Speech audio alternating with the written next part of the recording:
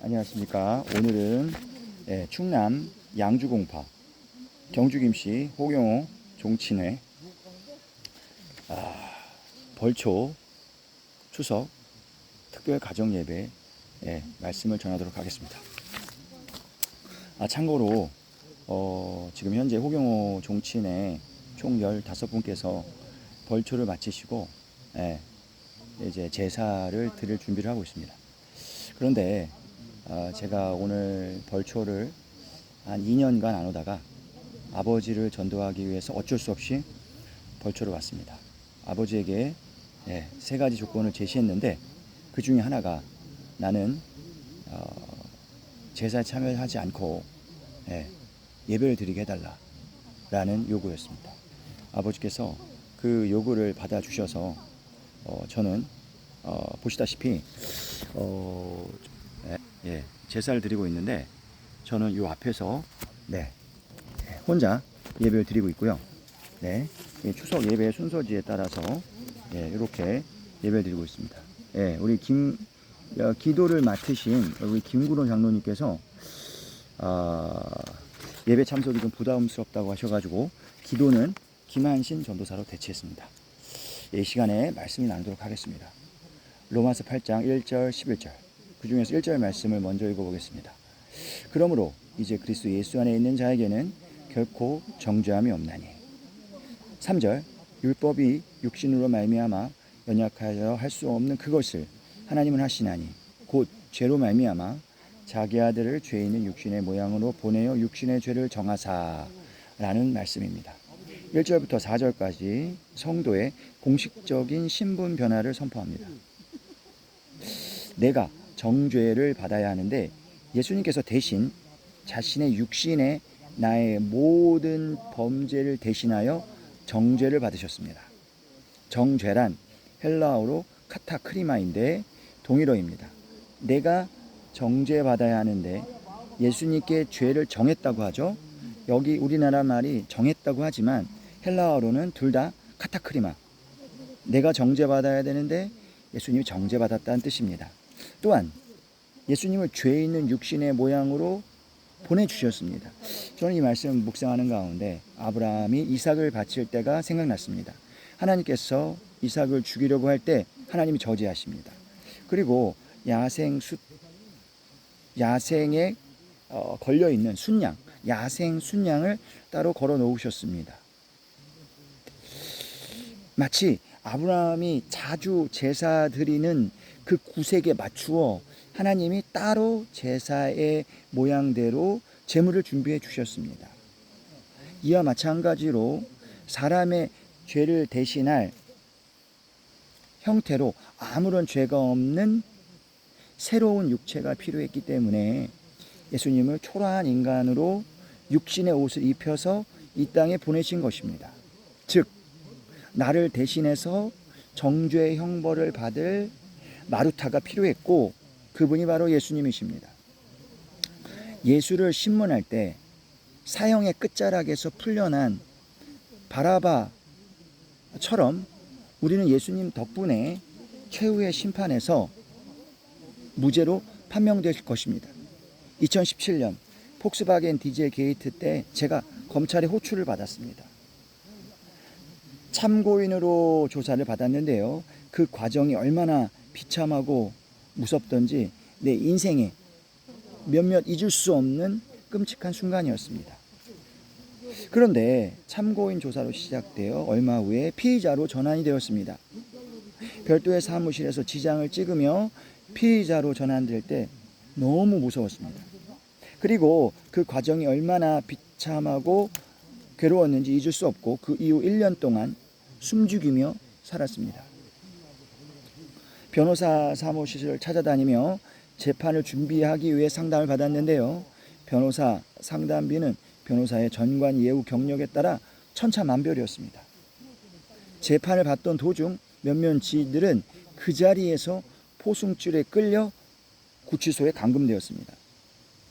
천만다행히도 저의 범죄는 경미하다는 이유로 기소 유예되었고 검찰 어디에도 제 기소 사실은 남아있지 않았습니다.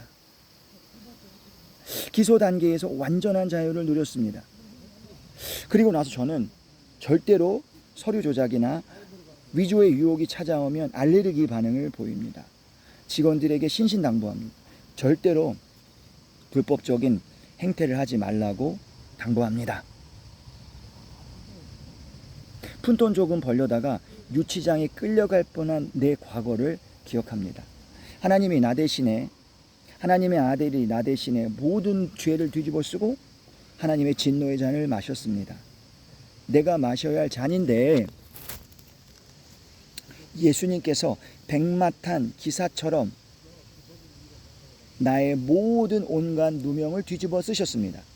제가 내 대학교 때 이렇게 술을 마실 때, 술 게임을 하면 독주를 마실 수 없을 때 멋있는 남학생이 술을 마셔줍니다. 우리는 그것을 흑기사라고 부르죠. 그 수준이 아닙니다.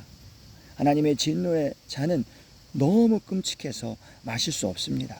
그런데 예수님 백마탄 기사가 나타나서 그 죄 쓴 잔을 마셔주시고 우리의 죄를 다 씻어주셨습니다. 이 사실이 얼마나 고마운 줄 안다면 다시는 죄를 짓지 말아야 합니다. 그런데 이 몸뚱아리가 문제입니다. 자석처럼 죄에 자꾸 끌려갑니다. 바울은 이 고민을 이야기합니다. 5절 말씀 보시겠습니다. 육신을 따르는 자는 육신의 일을, 영을 따르는 자는 영의 일을 생각하나니. 본문에서 육신과 몸이라는 말이 구분되어 있습니다.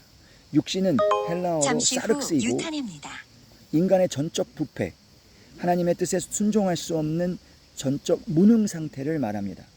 반면 몸이란 생리적인 신체를 의미합니다. 그리스도인은 놀라운 은혜를 경험했지만 여전히 육체의 쾌락, 사륵스의 생각을 따를지 아니면 영, 푸뉴마의 생각을 따르며 살아가야 할지 결정해야 합니다. 생각이란 단어는 헬라어로 푸노네오인데요. 단순한 관심이 아니라 무언가에 몰두하고 전념한 상태를 말합니다. 어떤 신학자는 이 프로네오를 이렇게 영어로 말합니다. Set their minds on. 그들의 마음을 어디에 고정해 두었다는 뜻이죠. 또한 프로네오는 사고방식, 내적 정향, 삶의 지배적 방향성을 의미합니다. 그러므로 나를 위해 온갖 죄를 뒤집어 쓰고 대신 죽으시고 부활하신 예수님께서 우리에게 물어보십니다. 너의 프로네오는 무엇이냐? 이 도전적인 질문에 우리는 바르게 대답해야 합니다. 쿠팡에서 물건 하나 사면 구매 이후부터 그 물건과 관련된 수많은 광고가 자동적으로 따라옵니다. 그리스도의 신부는 논란의 여지 없이 예수님과 함께 의인으로 거듭났지만 무엇을 바라보고 꿈꾸며 살아가는가? 내적 갈등은 이제부터 시작입니다. 제가 출근길에 이상한 광경을 보았습니다. 회사 건물 옆에 공공 흡연 공간을 아주 멋지게 만들어 놓았습니다. 하지만 대부분 흡연자들은 흡연실에 들어가기 싫어서 밖에 나와 담배를 핍니다. 자신도 흡연자이지만 담배 냄새가 쩌들어 있고 담배 열기가 가득한 흡연실에 들어가기 싫어하는 속내가 내비칩니다. 이렇게 그들에게 말해주고 싶습니다. 부탁하고 싶습니다. 흡연실이 해로운 줄 아신다면 당신의 건강을 위해 담배를 끊으시면 어떨까요? 이 광경을 보며 혹시 그리스도인이 이런 모습이 아닐까? 세상의 방법대로 살면 안 된다는 것을 압니다. 거룩한 것과 속된 것을 구분할 줄 압니다. 그런데 세상의 화려하고 음란한 문화에 자꾸 기웃거리게 됩니다. 무더운 날씨에 옷을 하나 둘씩 벗듯이 육신의 열기가 가득한 세상이 가까이 할수록 주님께서 마련해 주신 거룩한 옷을 하나 둘씩 벗기 시작합니다. 이러면 안 되는 줄 아는데, 나는 이렇게 살 사람이 아닌데, 계속해서 영의 생각, 프로네온을 지키지 못하고 육신의 방향으로 자석처럼 끌려갑니다. 4절에 이런 말씀이 있습니다. 육신을 따르지 않고 그 영을 따라 행하는 우리에게 율법의 요구가 이루어지지 아니하게 하려 하심이니라. 예수 그리스도의 소중한 희생과 위대한 부활은 그를 따르고자 하는 자에게 율법의 요구가 이루어지게 하려는 것입니다. 육신을 따르지 않고 영을 따라 살려고 진심으로 애쓰는 사람에게 십자가의 능력은 더 강력하게 그 효과가 나타납니다. 물론 우리의 짧은 경험상 하나님의 사랑은, 은혜는 육신과 사망의 끝자락에 있던 더러운 사람도 그리스도인으로 변화시킬 수 있습니다. 하지만 이러한 일탈이 반복되면 복음의 명성을 더럽히고 능력을 비하하는 행태입니다. 마치 흡연실을 기피하고 밖에서 흡연을 즐기려는 모습과 유사합니다. 복음, 분명 위대한 능력을 가졌지만 육신의 생각을 저버리고 영의 프로네오를 추구하는 사람에게만 더욱 강력하게 나타납니다. 은혜를 핑계로 더 이상 육신의 생각, 프로네오에 머물지 않고 기웃거리지 않기를 축복합니다. 마지막으로 7절 말씀입니다. 육신의 생각은 하나님과 원수가 되나니 이는 하나님의 법에 굴복하지 아니할 뿐 아니라 할 수가 없느니라. 원수란 헬라어로 엑스라입니다. 굴복이란 군사 용어로 휘포타소, 아래 정렬하다는 뜻으로 군대 상관 아래 도열한 군사를 의미합니다. 육신의 생각은 하나님 앞에 절대 굴복하고 그 아래 도열할 수 없습니다. 오히려 육신의 생각은 하나님 나라 군대의 반역을 일으킵니다. 육신의 생각은 하나님의 원수와 같습니다. 최근 산상수훈의 말씀을 묵상하며 원수 사랑에 대해서 생각해 보았습니다. 예수님께서 원수 사랑을 매우 강조하시는데 사실상 요즘 교회 설교 강단에서 원수 사랑이라는 메시지가 잘 들리지 않습니다. 이유는 모든 성도들이 원수 사랑이라는 설교를 듣기 싫어하고 그렇기 때문에 설교자도 부담스러워하는 것은 아닐까요? 하지만 그럼에도 원수 사랑은 매우 중요한 신앙 주제이며 그리스도인이 반드시 실천해야 할 우선적인 계명입니다. 왜냐하면 원수를 사랑해야 예수님의 사랑과 은혜를 더 깊이 깨달을 수 있기 때문입니다. 하나님의 입장에서 보면 사실상 원수 같은 나, 하나님의 원수가 되는 육신의 생각, 프로네오를 따르는 내가 그리스도의 원수요 하나님의 원수였습니다. 마치 손양원 목사님이 자기 아들을 죽인 공산당 아들의 친구를 자신의 양자로 삼은 것과 같습니다. 하나님의 입장에서 보면 원수 같은 나를 위해 자기의 소중한 아들 예수 그리스도를 십자가에 죽이신 것입니다. 그런데 제가 육신의 생각은 하나님의 원수가 된다는 말씀을 묵상하며 내가 그리스도인으로 50년을 살면서 얼마나 많이 육신의 생각을 품고 살았던가. 제 인생의 대부분이 육신의 생각에 젖어 살았습니다. 그러므로 나는 하나님의 원수 같은 인간입니다. 그런데 예수님께서 원수 같은 나에게 참으시고 1절 오래 참고 기다림으로 나를 끝까지 사랑하셨습니다. 그래서 이 정도 예수 믿고 전도사가 되었습니다. 사실 우리가 살면서 원수를 사랑하는 일은 너무 힘듭니다. 원수를 사랑해 본 사람만이 원수 사랑의 고통과 아픔을 이해할 수 있습니다. 요즘 젊은이에게 이렇게 말합니다. 나도 한때 너처럼 젊었을 때 그런 고통과 고충을 경험했으니 내가 널 위로하겠다라고 말할 때 MZ세대는 그들의 위로를 거부합니다. 이렇게 얘기합니다. 당신이 잘 이겼을지 모르겠지만 난 힘들다. 당신이 그 고통과 고충을 이겼다고 내가 이길 수 있다고 생각하지 말아라. 당신은 멋지게 이겨서 영웅일지 모르겠지만 난 당신 말 듣고 싶지 않다라고 거절을 한다고 합니다. 조금 버릇없는 이야기지만 한편으론 이해가 됩니다. 왜냐하면 그때나 지금이나 상황이 많이 바뀌었고 시대가 많이 바뀌었기 때문에 기성세대가 너무 쉽게 젊은 세대, MZ세대를 이해한다, 훈계하겠다라는 말은 서투른 충고일 수 있기 때문입니다. 하지만 우리 하나님은 다르십니다. 우리 하나님은 인류 역사상 6천년 동안 육신의 생각에 빠져 살며 하나님의 원수가 되었던 수천만, 아니 수조 명의 모든 인간들을 품고 사랑하십니다. 아니 지금도 이 순간에도 하나님은 수많은 원수들을 사랑하고 있고 아무리 죽이고 싶을 만큼 미운 원수라도 하나님은 사랑하고 계십니다. 그러므로 우리가 원수 사랑하기 힘들 때 하나님께 물어보면 하나님은 지금도 원수 사랑의 실시간의 경험을 우리에게 공유해 줄 수 있고 우리의 원수 사랑이 얼마나 힘든지 이해할 수 있습니다. 배 아파 아기를 낳아본 여성이 임신한 딸의 아픔을 이해할 수 있습니다.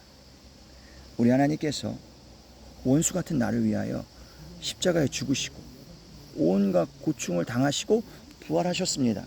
그럼에도 불구하고 2000년 동안 수많은 사람들이 예수의 이름을 무시하고 십자가를 우습게 보고 하나님을 모욕했지만 하나님은 2000년 동안 참으셨습니다. 그러므로 우리의 원수 사랑이 힘들지만 하나님의 원수 사랑에 비하면 정말로 바다의 모래와 같습니다. 잠시 후 하나님의 인류 역사상 용서한 원수들의 명단을 살펴보고 찾아보면 내가 용서 못할 사람이 없습니다. 그 명단, 하나님이 용서했던 그 원수 명단 중에 진하게 표시되어 있는 내 이름을 볼 수 있다면 누군가를 미워하다가도 눈물이 쏟아지고 나도 모르게 분노와 복수의 주먹을 불끈 쥐다가도 손가락에 힘이 풀리며 누구든지 용서할 수 있게 됩니다. 나는 원수 사랑할 능력이 없습니다. 하지만 원수 같은 나를 위해 십자가에 죽으신 예수님 생각하면 어떤 원수도 용서할 수 있습니다. 우리 예수님께서 이렇게 말씀하셨습니다. 자기 집안 식구가 원수다. 제가 이 벌초 모임 얼마나 오기 싫어하는지 아세요? 정말 20살 때부터 지긋지긋합니다. 우리 아버지가 주일 아침부터 그냥 나 교회 가야 되는데 벌초 가자고 씨름하고 10년을 버티니까 어느샌가 그 벌초가 토요일날 바뀌었습니다. 토요일날 가자는 거예요. 그런데 제가 토요일날 또 신학교를 가야 되고 또 사업을 해야 되고 못 간다고 하면 아버지가 그렇게 구박을 하십니다. 제 나이가 이제 올해 50인데 아버지도 여전히 봄 가을이 되면 벌초를 오자고 합니다. 새벽 5시에 일어나서 운전 비몽사몽 여기 왔다 가면 진짜 별로 몸도 힘들고 이게 제사 지내는 모습 보면 사실 영적으로 이게 내가 뭐 하고 있는 건가, 도대체 이게 여기 누군가 난 누군가. 사실 벌초하는 게요 이게 거의 종교예요. 이 벌초하는 작은아버지들 보면 얼마나 경건한지 아세요? 그냥 어떻게든 잔디를 그냥 몇 미리 이하로 깎으려고 얼마나 애쓰는지 아세요? 이게 종교예요, 종교. 이들과 내가 사실 함께 있다 보니까 저들이 나의 사실상 원수였습니다. 사실 보고 싶지 않아요. 그런데 오늘 하나님께서 나에게 원수 사랑하라고 하십니다. 사실 싫지만 예수님 날 얼마나 싫어할까요? 내가 죄짓고 육신의 생각에 사로잡혀 있을 때 하나님 날 얼마나 싫어할까요? 그런데 예수님이 나에게 참아주셨으니까 우리도 참아야죠. 우리 예수 십자가 기억하고 원수 사랑하는 우리 모든 애청자, 그리고 충남 양주공파 경주김씨 호경의 종친회 되시기를 간절히 예수 이름으로 축원합니다.